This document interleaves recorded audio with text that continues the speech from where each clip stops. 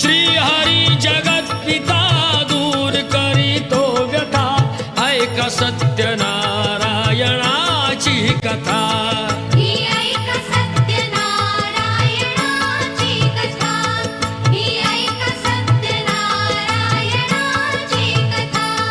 मुकुराजा होता महाथोर तयाची पत्नी होती सुंदर नदी किनारी एकदा त्यांनी घातली महापूजा दोघांनी आले एक नौका त्याच मार्गानी नाव भरलेली पूर्ण द्रव्यानी